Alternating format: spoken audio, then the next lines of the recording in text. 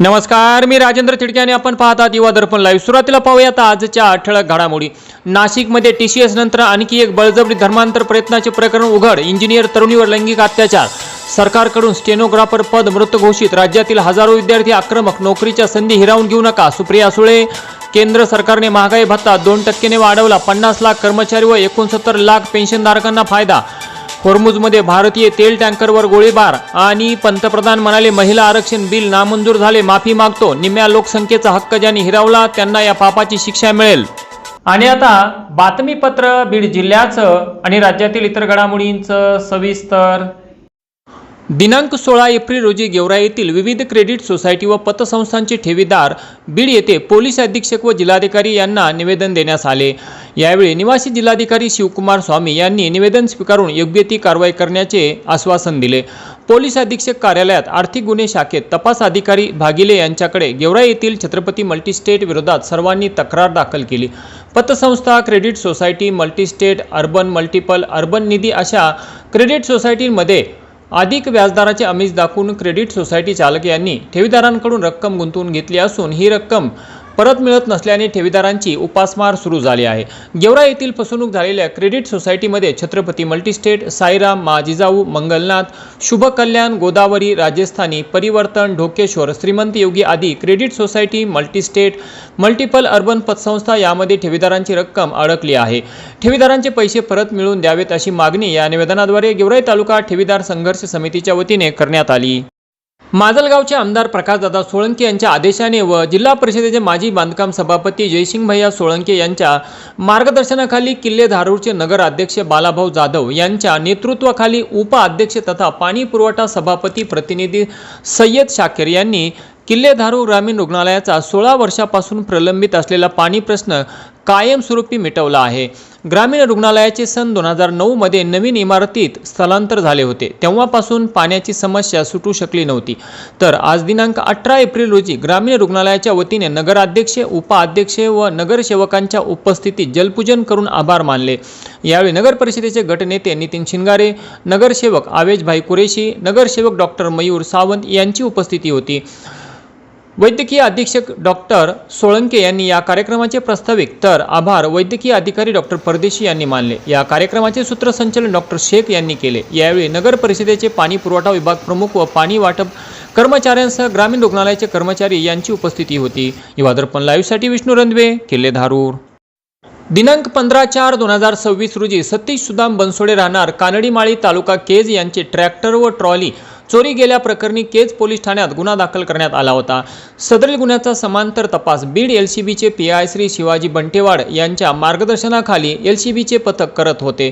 तपासादरम्यान एलसीबी पथकाने जवळपास 40 पेक्षा जास्त सीसीटीव्ही फुटेज व तांत्रिक तपासाचा आधार घेऊन यातील आरोपीची माहिती काढली व आरोपी हा त्याच्या राहत्या घरी आला आहे अशी खात्रीलायक माहिती मिळताच दिनांक 17/4/2026 रोजी रात्री पायतळवाडी तालुका माजलगाव येथे सापळा रचून आरोपी रामदास आसाराम श्रीराम वय 25 वर्षे यास ताब्यात घेतले। तसेच त्याने चोरी केलेले ट्रॅक्टर शेतात लपवून ठेवले होते। ते ट्रॅक्टर आणि ट्रॉली किंमत 5,70,000 रुपयाचा मुद्देमाल जप्त करण्यात आला असून आरोपी व मुद्देमाल केज पोलिसांच्या स्वाधीन करण्यात आले आहेत।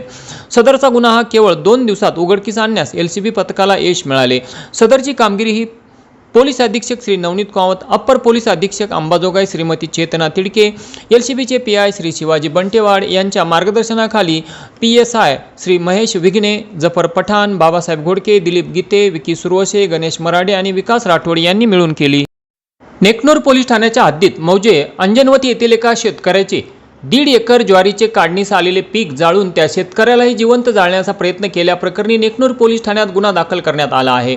या प्रकरणी शेषमोहन रामभाऊ येडे वय 76 वर्षे, व्यवसाय शेती, राहणार अंजनवती तालुका जिल्हा बीड यांनी नेकनूर पोलीस ठाण्यात दिलेल्या फिर्यादीत म्हटले आहे की दिनांक 7/4/2026 रोजी दुपारच्या सुमारास अंजनवती शिवारातील ज्वारीचे पीक असलेले गट नंबर 312 या शेतात परमेश्वर शंभूराव येडे, उमाकांत मुरलीधर येडे, चंद्रकांत बाबूराव येडे, सूर्यकांत अश्रुबा येडे हे हातात काट्या व गज घेऊन आले आणि परमेश्वर यांनी एका प्लास्टिकच्या बाटलीतून काहीतरी आमच्या ज्वारीच्या उभ्या पिकावर टाकले व खिशातून काडीपिटी काढून ज्वारीचे पीक पेटवून दिले.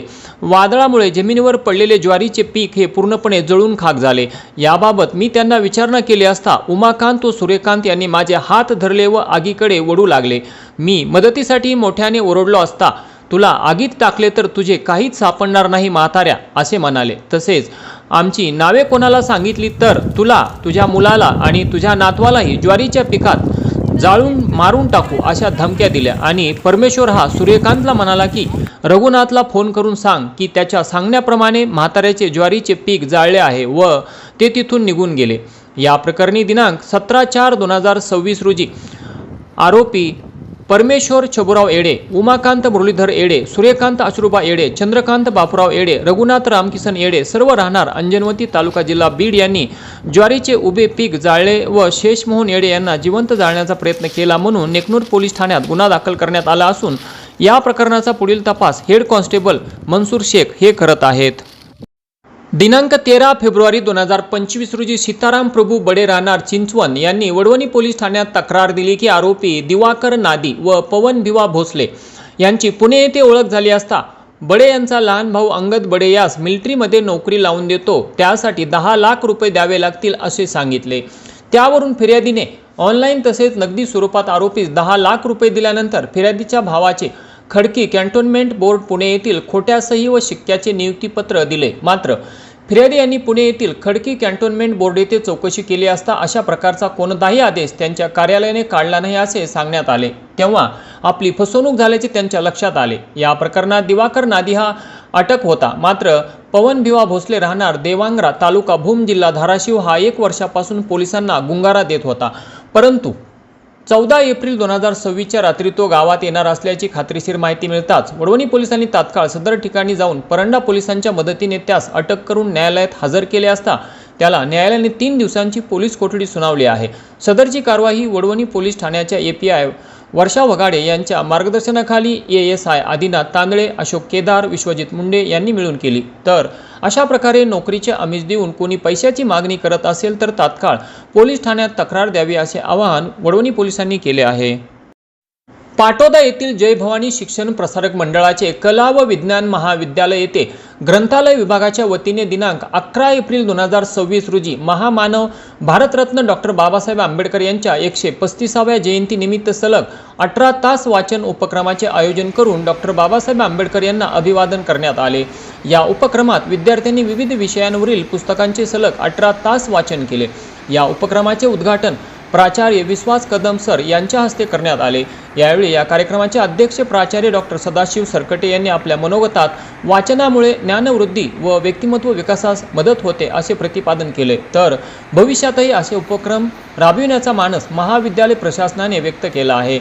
या कार्यक्रमाचे प्रास्ताविक ग्रंथपाल प्राध्यापक ज्योती रक्टे यांनी केले. तर सूत्रसंचलन प्राध्यापक डॉक्टर अशोक देवगडे सर यांनी तर आभार प्राध्यापक बाळासाहेब जोशी यांनी मानले. या उपक्रमात सर्व प्राध्यापक, शिक्षकेतर कर्मचारी व विद्यार्थी यांनी उत्स्फूर्तपणे सहभाग नोंदवला. तर या उपक्रमाबद्दल आयोजक ग्रंथपाल प्राध्यापक ज्योती रक्टे यांचे सर्वत्र कौतुक होत आहे. आणि याचबरोबर आजचं बातमीपत्र संपलं. उद्या पुन्हा भेटू काही नव्या आणि ताज्या घडामोडींसह. तोपर्यंत पाहत राहा युवा दर्पण लाईव्ह चॅनल. लाईक करा, सबस्क्राईब करा आणि खाली दिलेल्या बेल आयकॉनला प्रेस करा. तोपर्यंत नमस्कार.